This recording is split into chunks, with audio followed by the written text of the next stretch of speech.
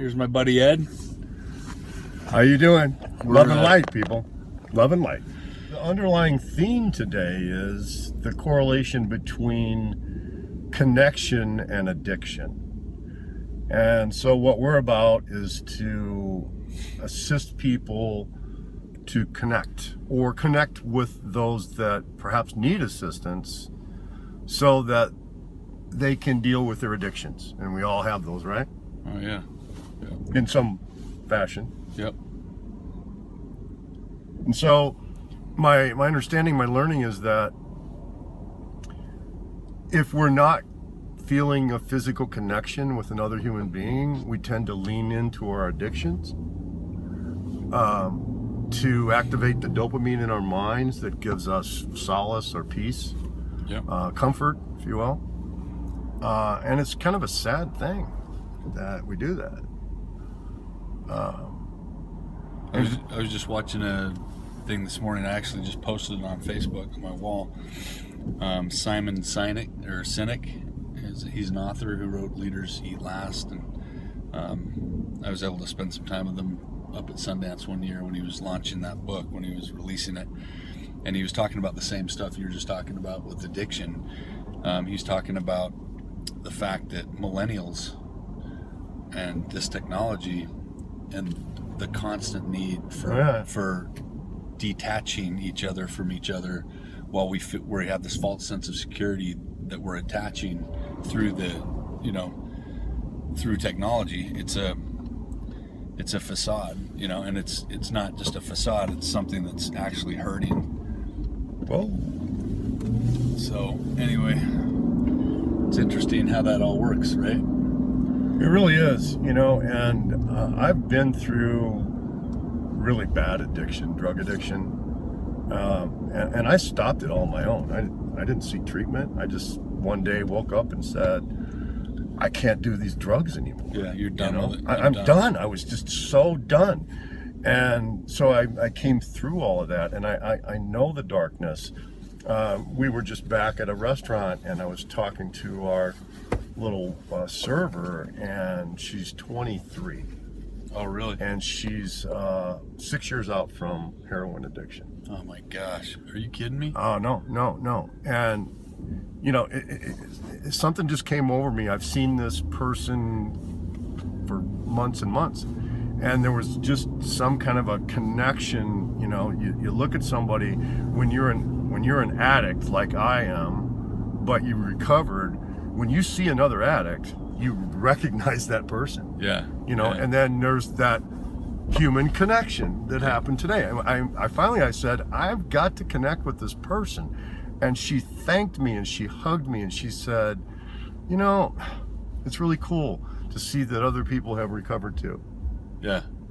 But addiction comes in many forms. Oh, yeah. Chocolate, Coca-Cola, all these things. Amazon. And Seriously. we migrate there because, and I think the operative word here, Christian, is loneliness. Yeah, the lack of connection. The lack of connection. And when that's not there, when that connection is not there, we migrate to whatever activates, trigger that that dopamine. Absolutely. And it happens to everybody, I think, at some degree. At some degree, we're all so different. There's so many variables, attached to the subject matter, but it's true. I mean, this stuff's real. And it was interesting what I was telling you about with Simon Sinek, the author, how he's talking about this, the millennials. Because nobody was there, so we'll go do a different one. Let's go down this way. He's talking about millennials doing the same thing with staying detached and insisting on staying detached. They feel they have a false sense of security with these cell phones and the internet and this virtual world that that's what triggers their dopamine and their adrenaline. And the thing that what's really going on is they're finding that there's no long-term connection. It's just all a facade when it comes down to it, even down to the friends they have. So, you know, it's funny that you should cite millennials, because I'm from the Vietnam area. I'm a Vietnam veteran. And, you know, like many of my brothers that made it back, we fell into drug addiction.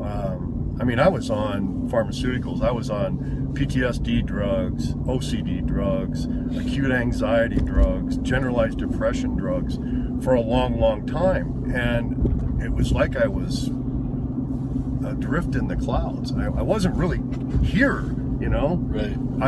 I had to exist through these drugs. And then I became addicted to hardcore drugs. Yeah. And then, as I was saying a minute ago, I woke up one day and I said, no, I'm not going to do this anymore. Were you doing heroin? No, I was doing crack. Okay. And so I just stopped it. Just like one day I just said, no more. You know, which you can't do that with the pharmaceuticals. You can't stop a PTSD drug like that. You can't stop a Prozac drug like that. Okay, you can decide that you're going to. It's very dangerous to stop them. But I was so sick and tired of being numb from all these drugs, pharmaceutical or otherwise, that I just said, bullshit, no more. Yeah. And I got away. You're done with it. You know, and then I fell into a life mastery, spiritual training that gave me the self-confidence and the knowing of who I am and why I'm here, that gave me the strength to go on. How old are you, Ed? 65. You're 65. Yeah. Wow. Cancer didn't kill me. Vietnam didn't kill me. Several spinal fusions haven't killed me. You know, but it's just strange, because in the last few days, maybe you have been focusing on it more than me, but in the last, I'm going to say 4 to 5 days, this correlation between connection and addiction, it's all I can think about. And my answer to it is, because I felt myself sliding back into depression, but I already have my answer to that. My answer to depression is assist others. Right. Connect with others. Connect with others. And do, yeah. Yeah. It's funny because Christ taught that, you know, Buddha taught that. All the best examples in life taught that. When you're in the service of your fellow beings, you're only in the service of your God, you know? And that, to me, in my experience, that is exactly. I'm going to where throw I a get that. really weird concept out here. Yeah, throw it out. I'm Ed the Christ. You're Ed the Christ? I am Ed the Christ. Well, yeah, that's because that's Jesus was not Jesus Christ, he was Jesus the Christ.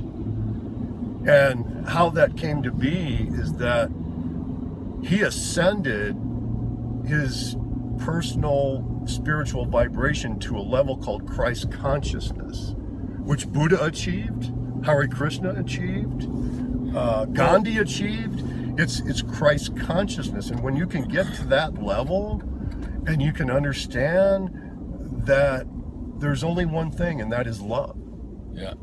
And if you are coming not from your ego mind, but living from a true space of love and coming from your heart, and you can then transcend that to someone else, or transition that love feeling to someone else, that's what makes the universe go. Well, and I think that's what Jesus taught. And I think, absolutely. you know, whether people believe that he's the actual Son of God and he died for us and did that whole thing, or that it was just his example that was it really, in my opinion, what matters the most is paying attention to his message, and to see his life. His life was the ultimate example. He gave his life for, I mean, he knew he was giving his life for everyone. And whether technically people believe that happened, like he was the literal Son of God sent to him from God in that element, or if you're just agnostic and you believe that he was just a good example, it's all the same thing. It's all the same message. It's all about love. It's all about love. So when I think of the concept of God, I look at you and I say, Christian, you're God. When I see a bird fly, that's God. When I see a tree grow, That's God. You know, Yeah. we are God. We are all one. So let's go back to what we're doing. And what we're doing right now is we're spreading love. Yeah, hopefully. We're seeking someone right now that's in distress, that could, or that deserves a little assistance. Or a Because listening ear and maybe some the small voice. thing of giving someone a taco or giving someone a Big Mac and just letting them speak their story in some fashion, that's going to assist them. Yeah. And I think that's our purpose. I think that's the one big thing that most people, most human beings just ignore. They take for granted. They take it for granted that a simple pat on the shoulder or attention or just 5 minutes of listening to somebody, even a total stranger, what magic can come from that.